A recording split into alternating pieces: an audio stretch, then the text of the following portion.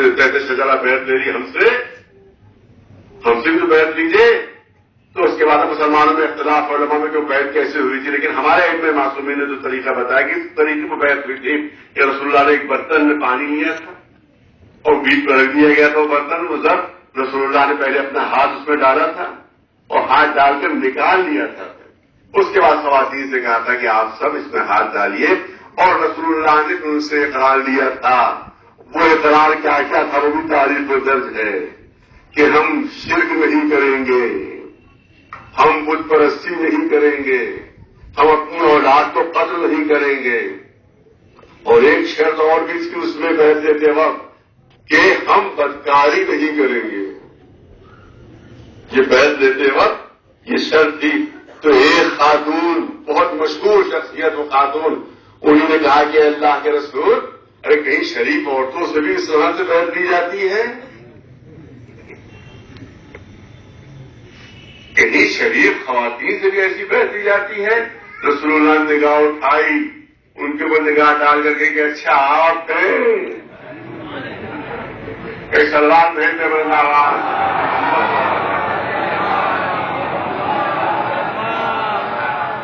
جو جھنڈے والی خواتین کے نام سے مشہور تھی، ایک سلمان بھیجنے بنا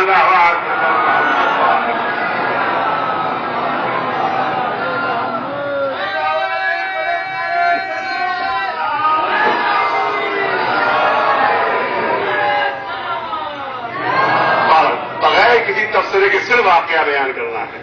لہٰذا یہ بیعت بھی چوتھی بیعت، یہ 4 بیعتیں ہوئی، اب 5ویں بیعت یاد دلانا پڑے گی. یہ غدیر کا دن تھا،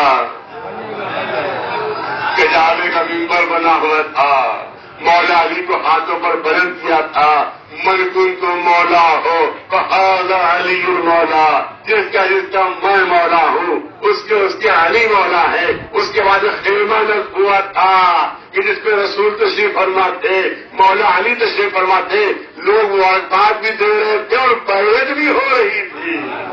یہ 5ویں بیعت تھی. ارے توجہ ہے، اس کے علاوہ تاریخ رسالت میں کوئی اور بیعت دکھا دے کوئی. چیلنج کے ساتھ اب کر رہا ہوں کہ اس کے علاوہ کوئی بیعت دکھا دے ان 5 بیعتوں کے علاوہ. اب رزلٹ پیش کرنا ہے، نتیجہ پیش کرنا ہے آپ کے سامنے.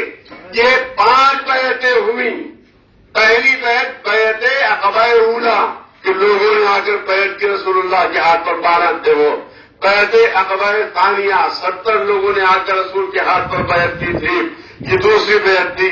تیسری بیعت بیعت رضوان کہ جب اصحاب کرام نے رسول کے ہاتھ پر بیعت کی تھی. اور چوتھی بیعت تھی بیعت النساء جب خواتین نے آ کر بیعت کی تھی. اور 5ویں بیعت تھی بیعت غدیر. یہ 5ویں بیعت تھی. مجھے اتنا بتا دیجیے کہ کیا بیعت لینے سے پہلے رسول نہیں تھے؟ ارے میں توجہ چاہوں گا آپ حضرات کی پوری توجہ. مجھے اتنا بتا دیجیے کیا ان 12 آدمیوں نے بیعت کی تو پہلے رسول نہیں تھے؟ بیعت جب کی تو رسول ملے نہیں، رسول بیعت ہوئی تھی، بیعت سے عہدہ نہیں ملا تھا. ارے توجہ چاہ رہا ہوں، بیعت سے عہدہ نہیں ملا تھا کیونکہ عہدے دار ہیں اس لیے بیعت ہوئی تھی. اب پوری توجہ چاہوں گا، بیعت سے عہدہ نہیں ملا تھا بلکہ کیونکہ عہدے دار پہلے سے ہے اس لیے بیعت ہوئی تھی.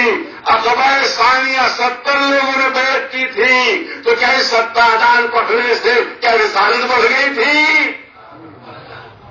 نہیں. جو 70 لوگ آئے تھے وہ رسول مان کر پہلے سے بیعت کر رہے تھے. تو اس کا مطلب یہ ہے کہ بیعت کرنے سے عہدہ ملا نہیں تھا بلکہ پہلے سے عہدے کے حامل تھے.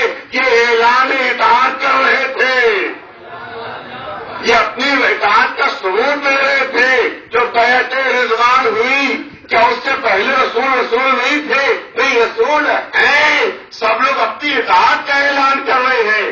بیعت النساء میں بھی یہ خواتین اپنی اطاعت کا اعلان کر رہی ہیں. اس کا مطلب یہ ہے کہ زمانہ رسالت میں جتنی بھی بیعتیں ہوئی عہدہ پہلے ہے، بیعت بعد میں ہے. ارے توجہ چاہوں گا حضرات کی، عہدہ پہلے ہے، عہدہ پہلے ہے، بیعت بعد میں ہے۔ اگر بیعت پہلے ہوتی تو ہم کہتے بیعت کی بنیاد پر عہدہ ملا، مگر زمانے رسالت کے جتنی بھی بیعتیں ہیں اس میں عہدہ پہلے ہے، بیعت بعد میں ہے۔ اور میدان غدیر میں اگر من کنتوں کے اعلان سے پہلے بیعت ہوتی، اگر اعلان من کنتوں سے پہلے بیعت ہوتی تو ہم سمجھتے کہ اس بیعت کے بعد مولا بنے ہیں، نہیں مولائیت کا اعلان پہلے ہے، بیعت بعد میں ہے۔ اس کا مطلب یہ ہے کہ اسلام میں جو بیعت سنت ہے، ارے اسلام میں جو بیعت سنت رسول ہے تو سنت رسول یہی ہے کہ بیعت پہلے ہوتی ہے، توجہ ہے، عہدہ پہلے ہوتا ہے، بیعت بعد میں ہوتی ہے، یہ ہے سنت بیعت۔